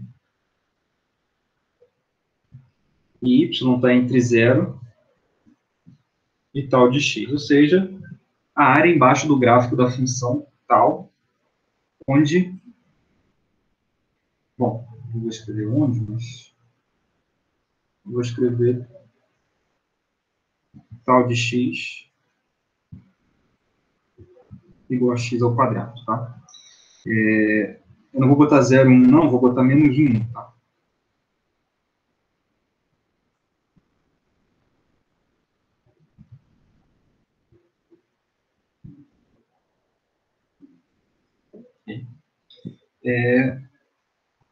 Só que esse espaço aqui, eu vou quocientar ele pela relação de equivalência, onde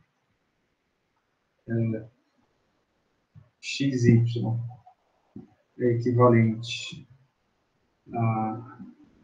Perdão. A relação de equivalência vai identificar apenas os pontos x tal de x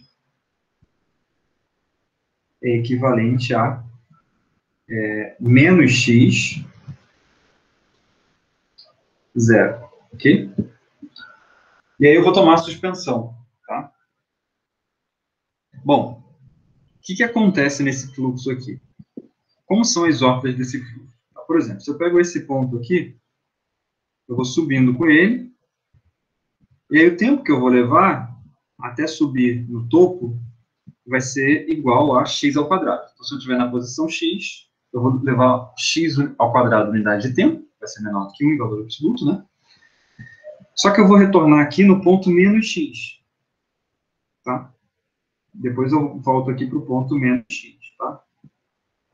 E aí eu vou retornar no ponto x ao quadrado. Aqui o meu gráfico está completamente assimétrico, né? Deixa eu tentar fazer um gráfico mais simétrico aqui.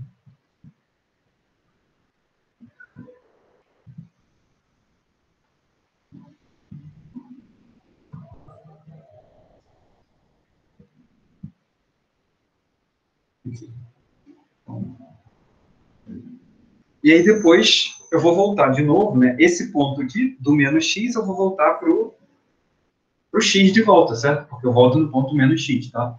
Então essa órbita é periódica. Na verdade, o que acontece? Se você olhar bem, o que é essa identificação que eu estou fazendo? Isso vai acontecer com todos os pontos, exceto o ponto zero. O ponto zero, ele sobe... Ah, perdão, é x ao quadrado, o tal de x é x ao quadrado mais 1, tá? O ponto zero, ele é o ponto mais rápido, né? Ele sobe, só que essa órbita cinza, ela é periódica e ela só faz uma volta, tá? O que acontece? Esse espaço quociente aí, topologicamente, na verdade, ele é a faixa de Möbius. Se você olhar, esse fluxo de suspensão é um fluxo na faixa de Möbius. Por quê? Como eu estou quocientando, eu estou identificando x com menos x, né? Na verdade, como eu estou identificando esse ponto azul lá de cima com o ponto azul de baixo, né? É como se eu estivesse fluindo o intervalo, só que eu estou fazendo uma meia torção no intervalo e estou colando de volta. Tá? Então, esse fluxo aí, na verdade, é um fluxo na faixa de Möbius. Não sei se eu vou conseguir desenhar aqui a faixa de Möbius.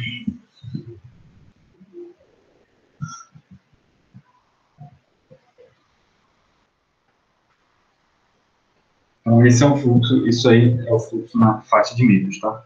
Então, as órbitas, elas fazem uma coisa como isso aqui. Aí eu vim aqui, aí eu saio aqui, eu vim aqui, eu saio aqui, e aí toda órbita, ela é periódica, tá?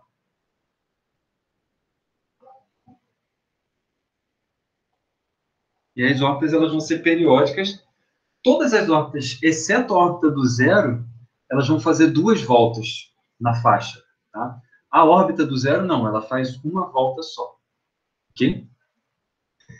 Bom, esse fluxo, ele é separador, mas ele não é cinematicamente expansivo, tá? Bom, por que ele é um fluxo separador? Porque para quaisquer 2 pontos que eu pegar, eu sempre vou enxergar, quaisquer 2 pontos distintos que eu pegar, eu sempre vou enxergar essa defasagem temporal. Porque a função ela é sempre monótona, né? Eu sempre vou pegar o intervalo de monotonicidade. Então, por exemplo, se eu pegar esse ponto aqui, esse ponto amarelo aqui, tá? Ele vai retornar mais devagar.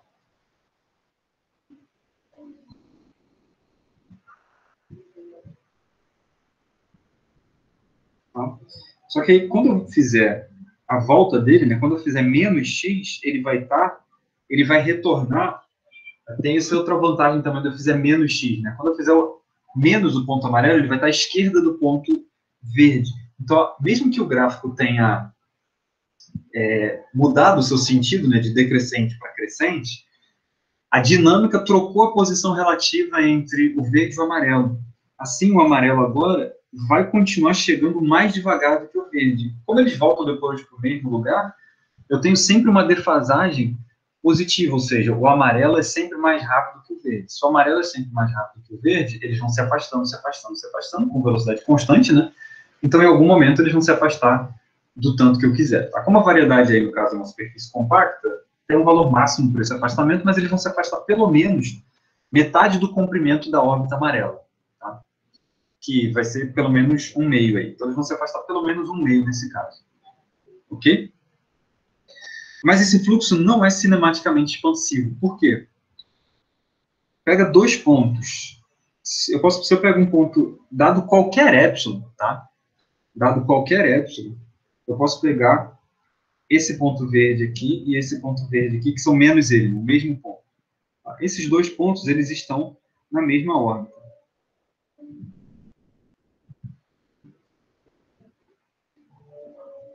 Esse ponto verde e esse aqui, né? Esse aqui de baixo é o primeiro retorno desse. Essas duas retas verdes aí no centro da figura, elas formam uma única órbita periódica. Só que se eu considerar x e y como dois pontos aqui, eu vou ter que, repara, y é igual a φ tal de x, certo?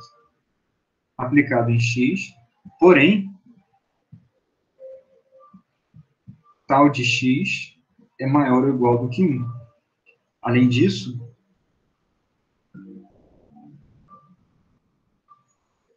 dado epsilon, podemos escolher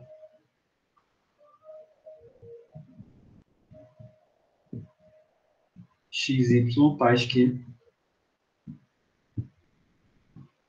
a distância entre φt de x e φt de y seja menor do que epsilon para todo t real. Tá? Isso é que eu estou utilizando a simetria da função. Tá? Esses dois pontos verdes aí no desenho, se você olhar, por exemplo, esse segmento lilás aqui, se eu for fluindo com ele pelo fluxo, ele vai fluindo certinho, né? Por quê? Esses dois, quer dizer, o segmento não, perdão. Eu falei besteira. Esses dois pontos x e y, se eu marco eles de lilás, eles vão caminhando exatamente na mesma velocidade, eles vão caminhando juntinhos o tempo todo, tá? Isso porque o tempo de retorno do x é igual ao tempo de retorno do y, porque a função é simétrica em relação a menos x, uma função par, né? Isso, uma função par. Sempre confundo par com essas definições. Mas, enfim, x ao quadrado mais uma função par, e aí, nesse sentido, a imagem do x é igual à imagem do y, então o tempo de retorno é igual. E aí, se eu não tenho defasagem no tempo de retorno, os pontos nunca se separam. Tá? Então, isso dá um exemplo de um fluxo separador que não é cinematicamente expansivo. Tá? Então, a classe dos fluxos que são cinematicamente expansivos ela é mais restrita que a classe dos fluxos separadores. Alguma pergunta? Dúvida, questionamento?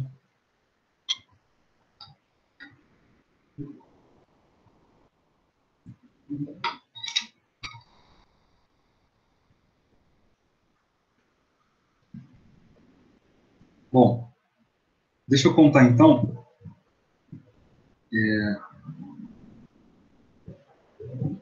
Um teorema, tá?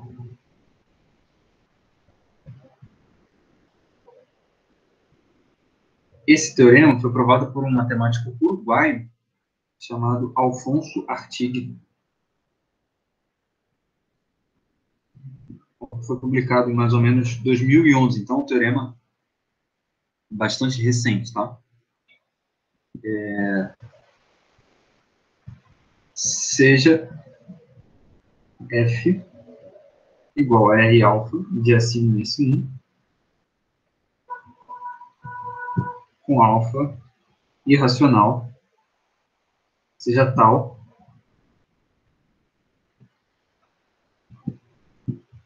de S1 0 mais infinito, uma função de classe C1, tá?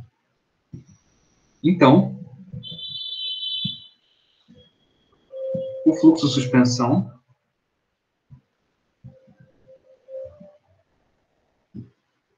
GF com função com tempo de retorno tal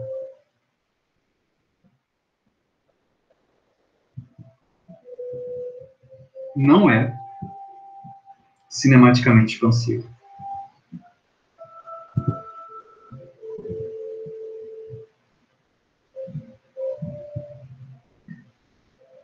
Ou seja, a classe dos fluxos cinematicamente expansivos que é mais restrita, ela não contempla as rotações irracionais, tá? As suspensões de rotações irracionais com tempo de retorno C1, tá? E aí tem um comentário que se eu trocar C1 por C0, ou seja, se eu pedir que a função do tempo de primeiro retorno seja só contínua, o teorema muda. Existem suspensões de rotações irracionais com funções de tempo de primeiro retorno contínuas apenas, que são cinematicamente expansivas, tá? Então, a regularidade joga um papel também no problema, tá?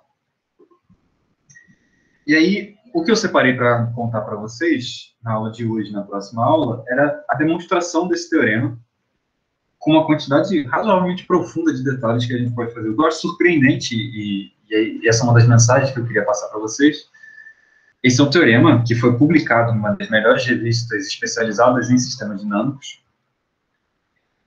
há 10 anos atrás, então há pouco tempo, e é perfeitamente inteligível da gente fazer uma demonstração com uma quantidade razoavelmente profunda de detalhes desse teorema aqui, tá? Bom, para fazer a demonstração desse teorema, a gente vai fazer, eu acho que a única coisa que eu não vou explicar, e é aqui que vai faltar os detalhes, tá? Bom, primeiro deixa eu dizer, nosso objetivo a partir de agora, gente, é provar esse teorema, tá? Só que para provar esse teorema, eu vou sair da linguagem de sistemas dinâmicos e vou colocar esse teorema na linguagem de análise real, tá? Essa é a reformulação que eu não vou explicar com detalhes como faz, mas é a mesma linha de ideias da outra reformulação, que eu também não fiz com detalhes, mas eu comentei um pouco o porquê, tá? Então, teorema reformulado.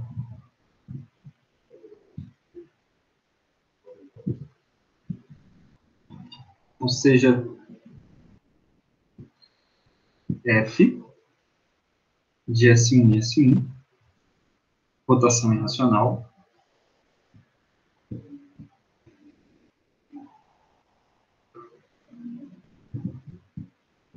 sejam F e tal, de S1, C1, tá? Em 0 menos infinito.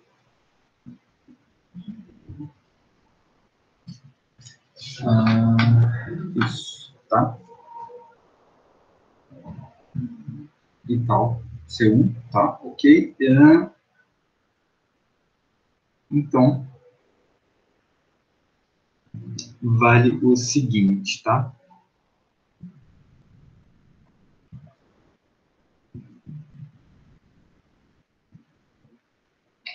Dado epsilon,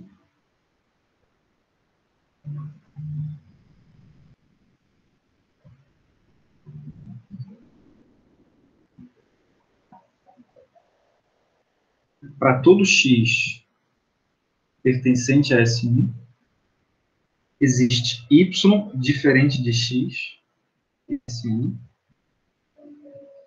De fato, y vai ser igual a fq de x para algum q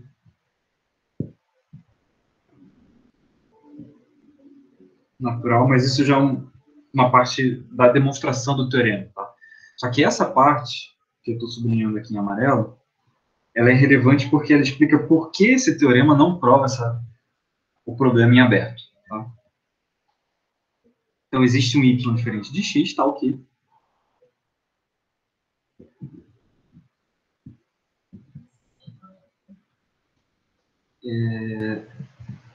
Se você faz o somatório de L variando de 0 até n-1, tal de FL de x menos tal de FL de y, essa diferença em valor absoluto é menor do que epsilon.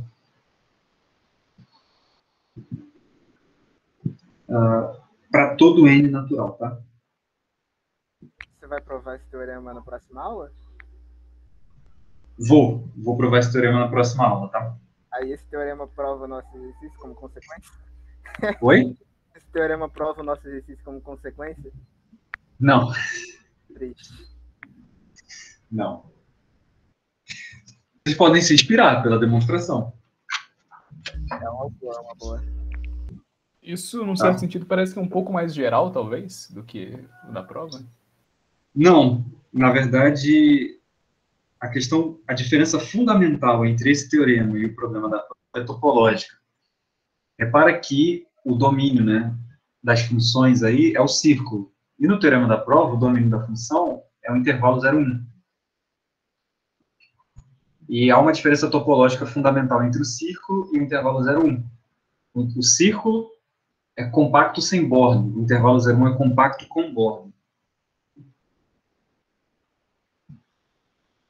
E isso faz com que as funções definidas no círculo, os sistemas dinâmicos e as funções, elas têm uma diferença topológica, que isso implica coisas sobre as funções, sobre as dinâmicas. Tá? Então, as dinâmicas se comportam de uma forma no intervalo e se comportam de outra forma no círculo.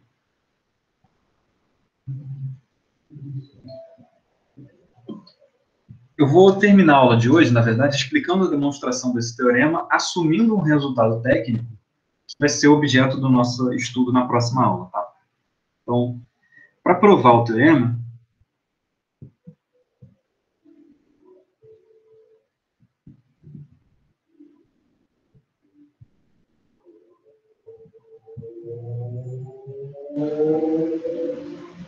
a gente vai usar o seguinte teorema.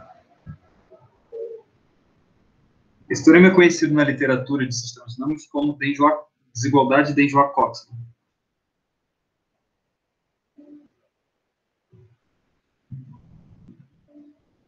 E essa é a versão C1 da desigualdade de Denjoy-Coxman, porque a desigualdade de Denjoy-Coxman ela tem várias versões. Tá? Se você tiver uma função tal do círculo em 0 mais infinito de classe C1, então o supremo para x em S1 do valor absoluto do somatório de L variando de 0 até n-1, de tal de FL de x, tá? Aqui F é a rotação irracional fixada do enunciado do teorema, tá? Menos n vezes a integral. Então, deixa eu usar a notação que eu vou precisar. Vou botar aqui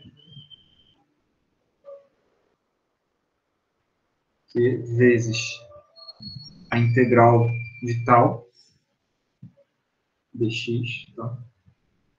De, sei lá, dt.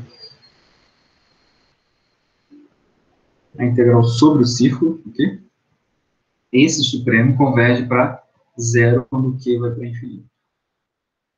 Então, essa é a desigualdade de Denjoy-Coxman C1, e a gente vai tentar provar esse teorema na próxima aula, tá? Vamos assumir a desigualdade de Denjoy-Coxman e vamos provar o teorema de Artin. Então,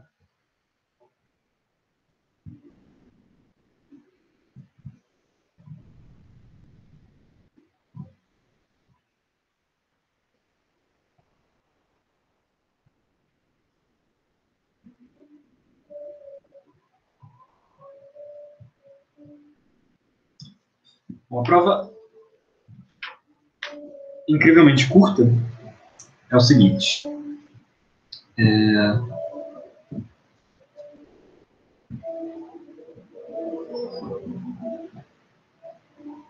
Bom, primeiro,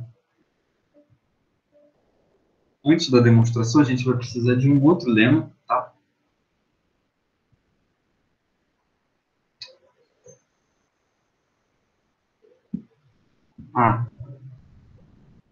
Na verdade, tem uma coisa aqui no enunciado, que é o seguinte.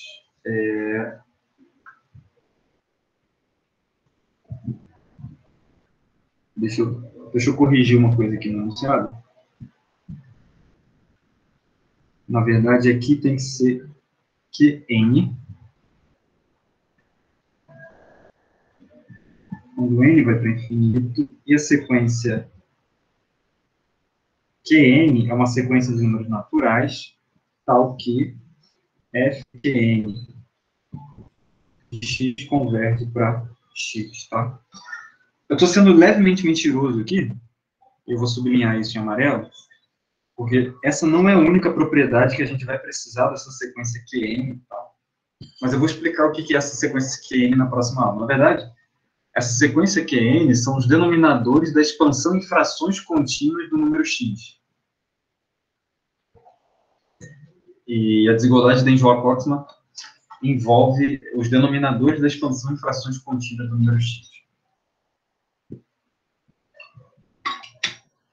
E a razão pela qual eu quis fazer essa demonstração com vocês é justamente para mostrar como que a expansão em frações contínuas, ou seja, as propriedades aritméticas do número de rotação, tá?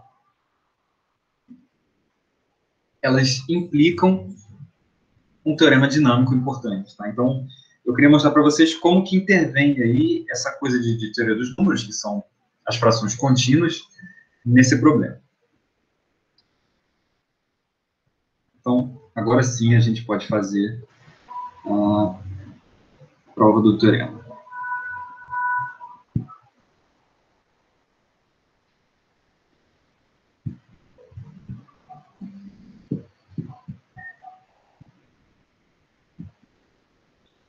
Então, a gente vai fazer o seguinte, denote,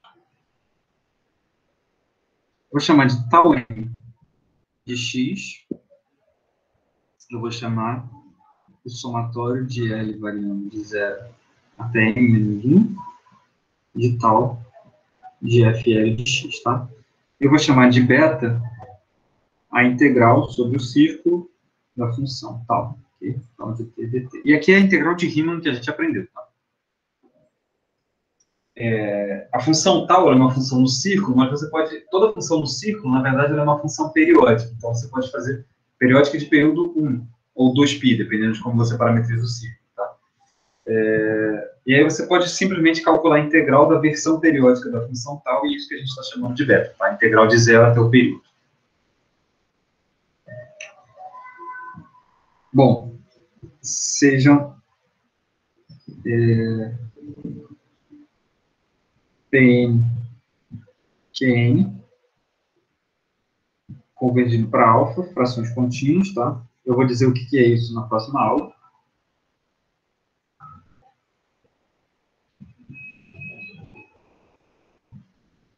Então, o Denjoa-Coxman vai dizer para a gente que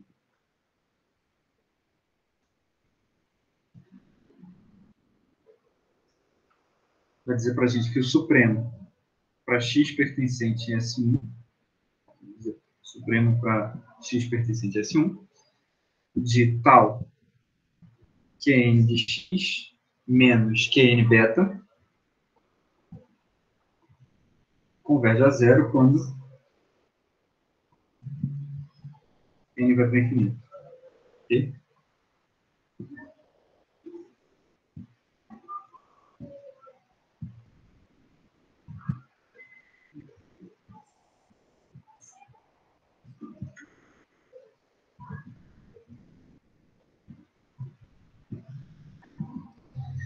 Bom, só que isso aí implica o seguinte, que dado epsilon, né, existe o n0, tal que se n for maior ou igual do que n0, então esse supremo que aí aparece vai ser menor do que epsilon. Tá? Ou seja, eu vou ter que tal Qn de x, a distância entre tal Qn de x e Qn beta é menor do que epsilon sobre 2 para todo x pertencente a S1. Tá? E aí tem uma coisa que é muito não trivial dessa desigualdade, que é o fato de que isso aí vale para todo x pertencente a S1. Ok? Ou seja, você está dizendo que, se você observar, o que a desigualdade de Denjoy-Kortesman está te dizendo, você está vendo esses somatórios, né? O somatório da função tal. O somatório da função tal, você está fazendo o somatório dos tempos de primeiro retorno. Tá? E aí, olha só isso. Você está dizendo que o somatório dos tempos de primeiro retorno ao longo da sequência Qn, ele vai para infinito linearmente, e a taxa com a qual ele vai para infinito é igual à integral da função tal. E esse é um termo profundo porque você está decretando, né, uma taxa de crescimento. Você está dizendo que a função tal está indo para infinito, você está determinando com precisão, arbitrariamente pequena, a taxa de crescimento. Na verdade, não é que a taxa de crescimento, não é o jeito com que está crescendo. Está crescendo linear, está crescendo como Qn vezes beta. Isso é muito forte. Eu sou apaixonado por essa demonstração porque eu acho esse resultado muito profundo. Tá? Bom, dito isso, né, uma consequência que a gente pode tirar dessa uniformidade, desse cálculo da taxa de crescimento fornecido pela desigualdade de Denjoy-Kortesman, é o seguinte, logo, tá? X, Y pertencentes a S1 implicam que tal Qn de X menos tal Qn de Y, tá? Isso é menor. Bom, isso é menor do que epsilon. Tá? Pela desigualdade triangular, é só você interpolar o Qn beta no meio ali e fazer a desigualdade triangular.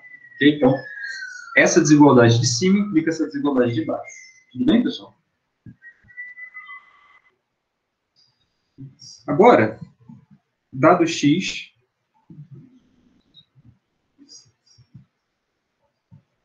fixe n maior ou igual do que n0, e y igual a fqn de x. Tá?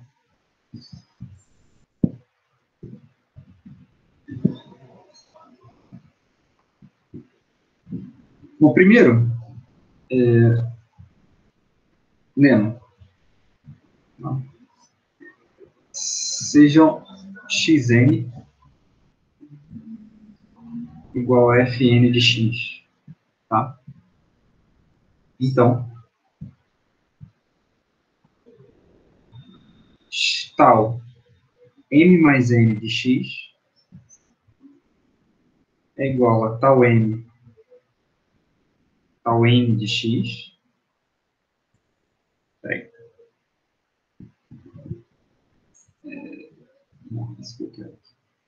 Isso que eu vou escrever aqui agora, essa é a ideia principal do Alfonso Artigue, tá? Nessa demonstração. Isso é tal n de x mais tal n de xn. Okay? Tal n de x mais tal n de xn.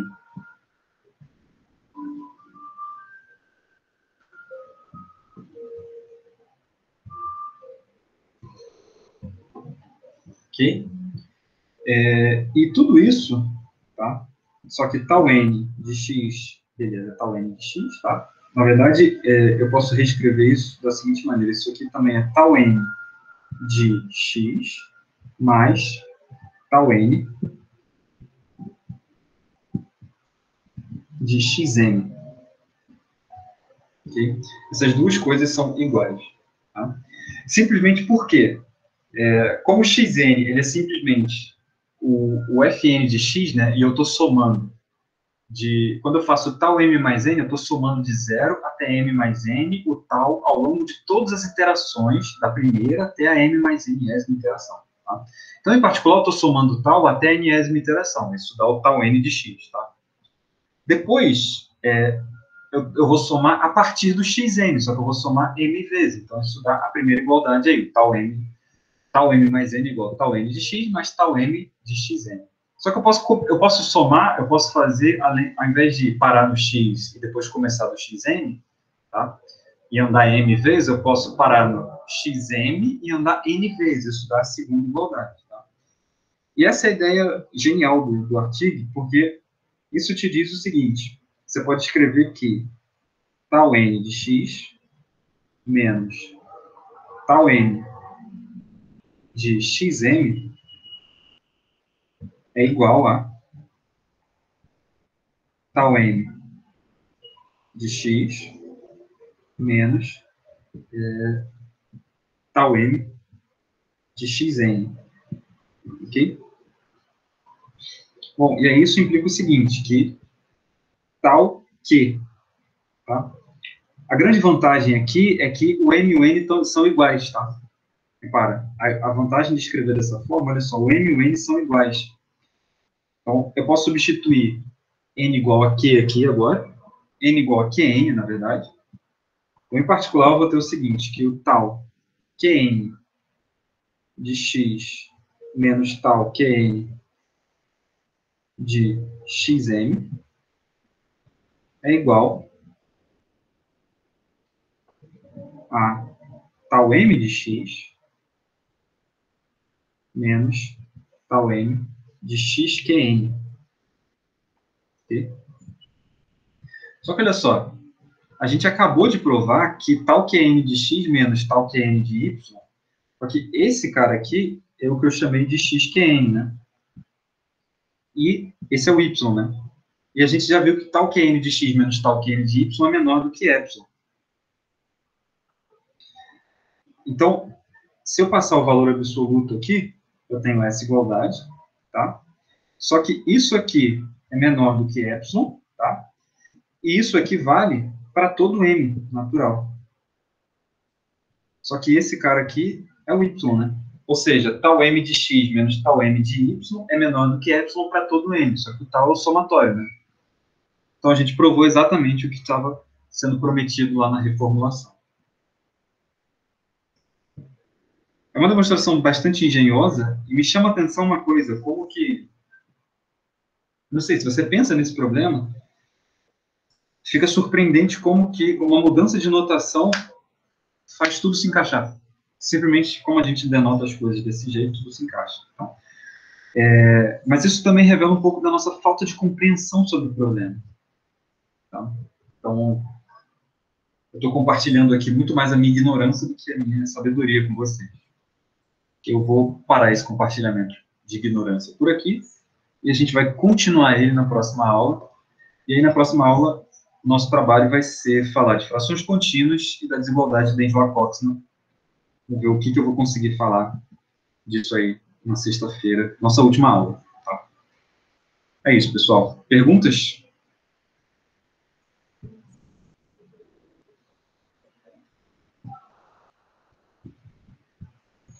Então, vou parar aqui a gravação.